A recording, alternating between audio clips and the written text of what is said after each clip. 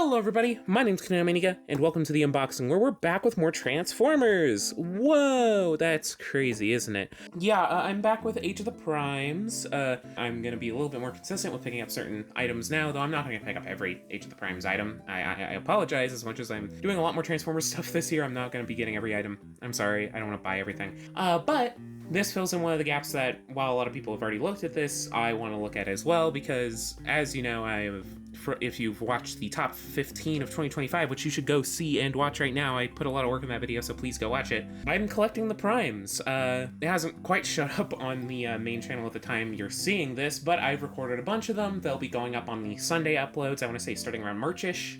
Once all the Silverbolt, or the Superion parts, those videos are done, we'll be transitioning into looking at the Primes in the unboxings on Sunday, but might as well start with one of the new ones right now, with the Transformers Age of the Primes Deluxe class, Quintus Prime, the father or something of the Quintusons, I guess? I don't know. I decided to have these characters on the shelf proverbially so that I don't have to worry about getting them ever again. But this is, I think, my 10th of those main lineup. We'll be looking at the 11th quite soon, and as of recording this, number 12 and 13, Liege Maximo and Nexus Prime have just been announced, which I'm not going to share my thoughts on yet, because I'd rather save those for the video. Ha ha ha, watch them when they come out. Ha, anyways, this is a fairly standard deluxe class Transformers Age of the Primes package, where you have the window that allows you to see into the figure itself. On the side, you have the transformation steps to go from robot to UFO mode, whatever. This is a video for ages 13 and up, so ignore that. Obviously, we have the window, which has a nice spacey background, as well as a nice look at the figure who's all tied down. Over here, we have some wonderful artwork of Quintus Prime holding his Ember Stone, as well as the vehicle mode, which is this squid-shaped thing. Transformers Age of the Primes, the 13 Quintus Prime. At the top, you have a little hanger, since it's 2026 and we don't care about turtles anymore. And it says the 13 Quintus Prime, as well as the Takatomi logo, where the Hasbro logo is right here.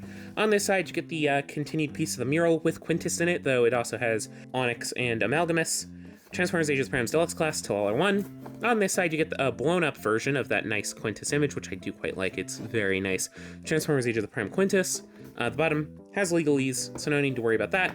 And the back has your CGI renders of Quintus in robot and vehicle mode, the Ember Stone in the cockpit, as well as just the Ember Stone right there, or whatever it's called. The 13 Quintus Prime, more legalese, more than meets the eye, 15 steps.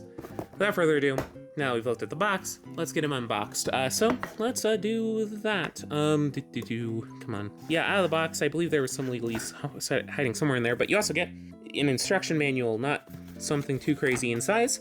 And you also have the figure with kind of everything it comes with, which is nothing. We'll get there. I guess we have to unbox him already. So let's do that. So we gotta snip at that one, and there we go.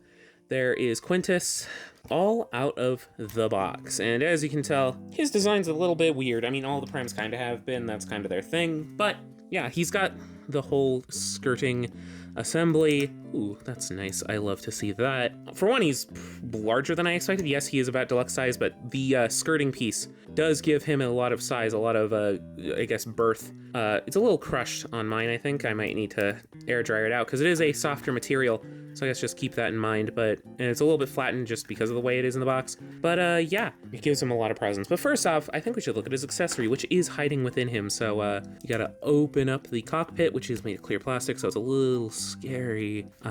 There we are. Open that up, and inside the chest, Kermit the Frog here, hiding within the chest in the cockpit, is his primary item, which, it is just a poke out at the front, because it has a round, okay.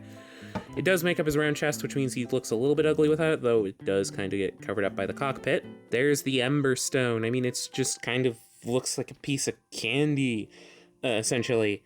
It's in a nice sort of clear yellowish plastic, kind of like the cool yellow crystals from like Power Miners. It's got Quintus's logo right there. You can just kind of poke it out the front, which I didn't do, but you should do that if you're going to get it out. So that's nice and convenient, and that makes a really nice chest light. But otherwise, it's just kind of a rock. I mean, it's accurate, and you can fit it inside of his hand if he wants to use it, or whatever. For the most part, I imagine most people, if they are getting this set, are probably just going to leave it in the chest, because it really does fill out that chest hole and makes him feel complete. But yeah, Anyways, since we're already zoomed in, we might as well take a closer look. And this head I do quite like. It's a really cool head, honestly. It has some nice sharp angles, as well as his multiple eyes, which are nicely light piped. Honestly, I mean, I do have special lighting here, but even if I like turn that off, ooh, that does look nice. The light piping works fairly well even without the lighting. Sorry, it looks a little bit hideous, but the particular material as well as just the sheer size of the light piping piece means that they do look nice even in low light situations. Yeah, there's some nice paint picking out some of this pectoral detail, and this kind of looks like a hood. He has like a very robe-like appearance, and I think it's very cleverly done aesthetically speaking. But yeah, he has this sort of hood look that has the robe, as well as this collar, which is very nicely painted in this metallic green. I really like it, as well as the little purple metallic bits on either side of his torso, kind of rounding that out, as well as something we'll, I guess, get to our first set of arms. These weird little tentacles, they have 5mm ports so they can hold a weapon, which is nice, as well as little blast effect ports, seemingly. And they have some nice ribbed detail to them. They look nice and mechanical, but like also look cool, and they can just kind of be wherever if you want to have them have like an extra set of arms. Moving on to the actual arms, though, they continue that nice metallic green paint, which feels very Bionicle-y to me. Also, here's the back, very clean because his alt mode is bullshit. Though these are very big sticking out, that they do kind of give the vibe of like the bits of a cloak. They look like sleeves, like big bulky sleeves, you know what I'm talking about. But yeah, I really like all the paintwork on these arms. They are very well picked out with that nice green and a little bit of purple. Honestly, I do like this metallic brown. Usually I don't like it, but in these small instances that it's being used here, it does look very nice. And I do really like this bit on the side here, paint-wise. That's very nice. And they're all just very nicely mechanically detailed. Then we get to the skirt, which is a clear plastic, but also it's a rubbery plastic. It's nice enough. It'll get out of the way. And if you want to remold it into looking a little bit nicer, you can probably use like a hairdryer, however you so please. But you get 1, 2, 3, 4, 5 segments, from what I can tell. And the side ones and the back one are fairly basic. They have some more of that nice tentacled ribbing, and they do glow fairly nicely in the light. But the front is really where it's at, with the nice little bits of extra metallic paint, as well as those like runic sculpts that are on these ones. They look quite nice. But getting those out of the way, we get to one of the more concerning parts of the figure. Whew, those are some clear plastic fucking legs. And looking at the clear plastic in my Cronus, these are a little scary.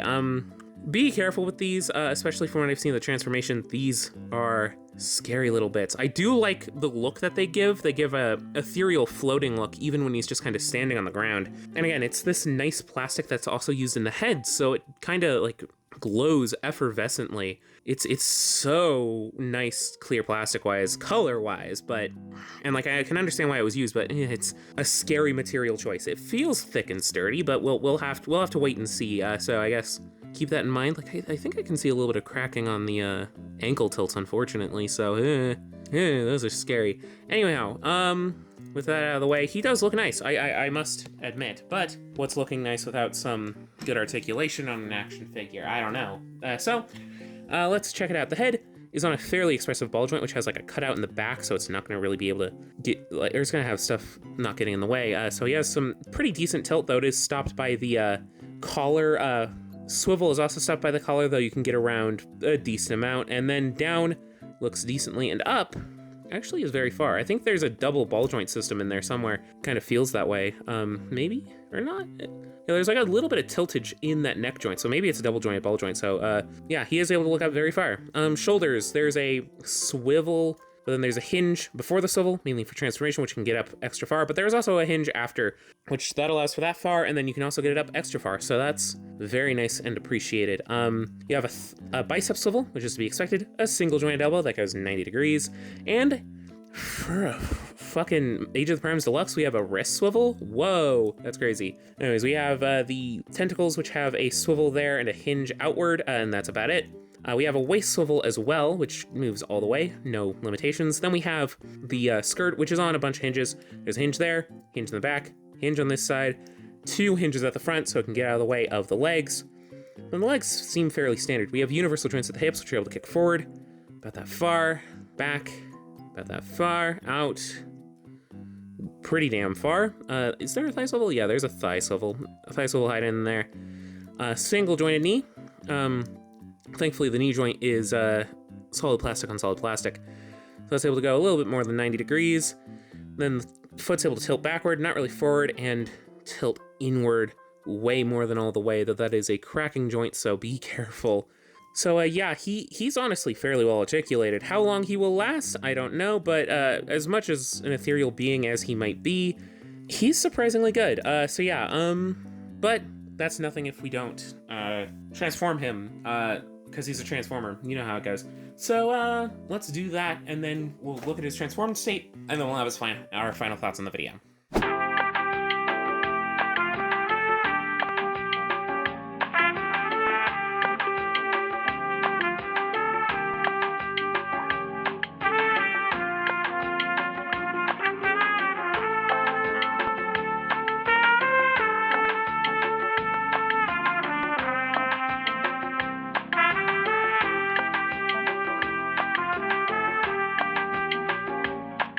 And that's the transformation. It's very simple. It's basically raising the arms above the hands, collapsing the legs a little bit, and he's essentially just laying down. But it's nothing really. It's probably the weakest part of the figure, because I do like this transformed form as much as the head is very visible. I do like the shaping of the spaceship. It does make a really interesting sort of squid-like shape, to be fair. The head obviously has this sort of sharpened look that very splays out there, yes, very convincingly. And we have the intakes up here that are also very nicely shaped. These bits of the arms do get a little bit obvious. Also, this front bit is very tight. But then we get the cockpit, which also looks very good. I really like the cockpit on this thing. And then we have these little bits, which allow it to kind of sit up. And we get the squid bits on the back, which again, have that nice squiddy look to them. And then of course we have the legs kind of poking out still. I do really like this thing, and like the idea of like, even though they are tabbed in, to like splay out the skirt as like a sort of like you know, the way squids move underwater, but in space.